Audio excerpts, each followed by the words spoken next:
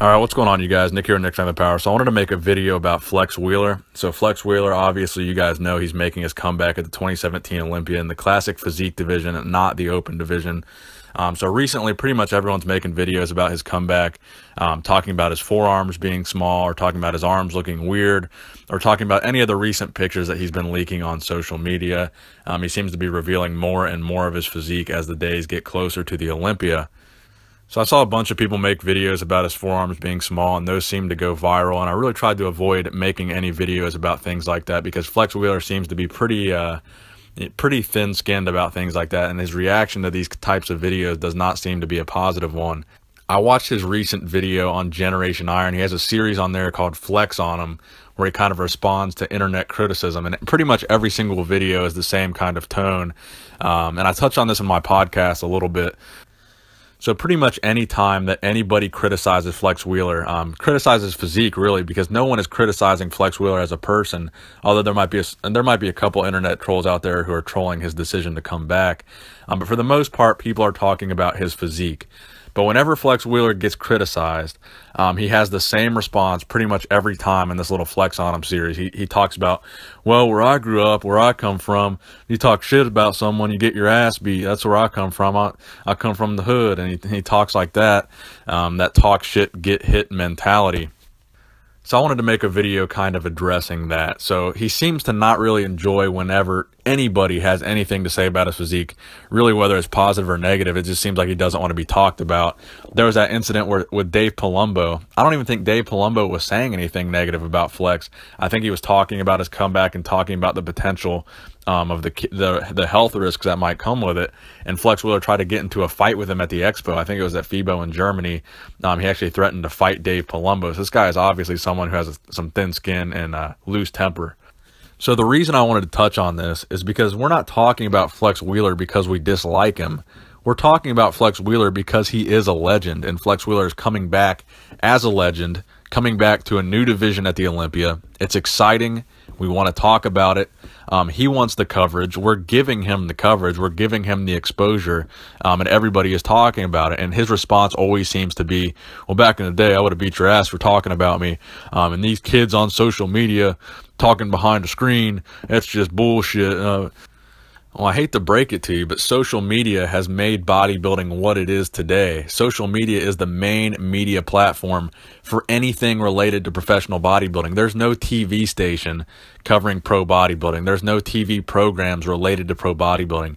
YouTube and social media is the media platform for bodybuilding. So saying all these kids hiding behind their screens and everyone's talking shit about me on the internet, this is bodybuilding. The internet is what covers bodybuilding. It started out with the forums, back in the early days. Now we have YouTube and people are making videos. So it's really no different. This is how people cover and get bodybuilding information. It's just how it's done. So it's not that anybody is hiding behind a screen. It's that we've realized this is the way to disseminate information to the bodybuilding fans. This is the way that bodybuilding fans can interact and share their opinions on bodybuilders. And this is just the best platform to do this. So we've entered that platform and we started, utilizing it. So I just wanted to make a video kind of clearing things up that I don't think most of us are out here hating on you. We're criticizing your physique because you're a bodybuilder and you're making a comeback. We did the same thing to Kevin Levrone, and it was really the main hype going into the 2016 Olympia. Everyone was talking about how Kevin is going to look. Maybe his legs will look bad. Maybe his chest will look bad. Maybe this will look bad. Maybe that'll look bad. It's really just all speculation because bodybuilding as a sport is entirely subjective. It's entirely based on criticism. The judging is literally criticizing someone's body and ranking it in a numerical scale, and that is how you pick a winner in bodybuilding, literally by criticizing them numerically. So it's like, dude, when someone says your forearms look small, they're not saying that like out of hatred. They're saying that because your forearms look small. They're just stating an observation that's really a fact because relative to your upper arms, they do look pretty small. Now, if they go and say, oh, your forearms look shitty, your forearms look like dog shit, you should not step on stage, then maybe they're hating. But if someone simply points out the fact that compared to your upper arms, your forearms look underdeveloped, that's just stating an observation. So in his Flex on him series, he also responded to the forearm thing. And I think he said that's because he hasn't started training his forearms yet. So that's why they look like that. So a lot of people were asking me if I believe that or if I agree with that or not. I don't necessarily believe that. I think maybe he's just coming up with an excuse for why they look small. I don't know why you wouldn't train your forearms to the point where they would start to look severely underdeveloped and then wait till they look underdeveloped to start training them, because you know they're going to respond very quickly.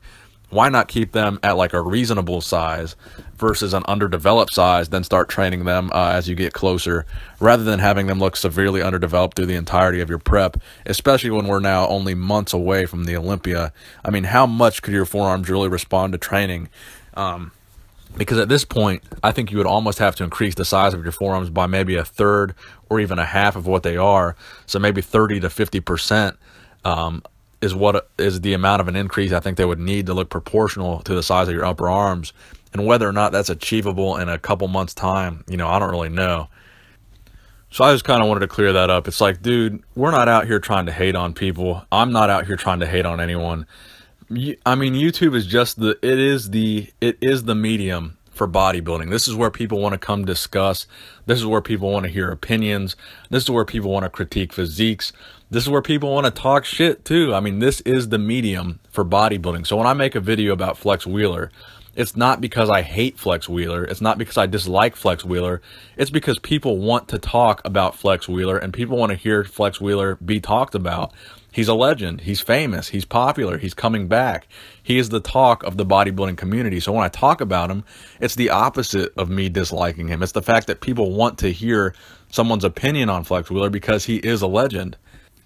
So I hope you guys enjoyed this video and you agree with what I'm saying in this video. So please give the video a thumbs up if you enjoyed it, and please discuss in the comment section below how you feel about Flex Wheeler's comeback and how you think he will place, and try to keep it hate-free. But I know just the fact that I just said that, there's going to be all kinds of hateful comments in the comment section below.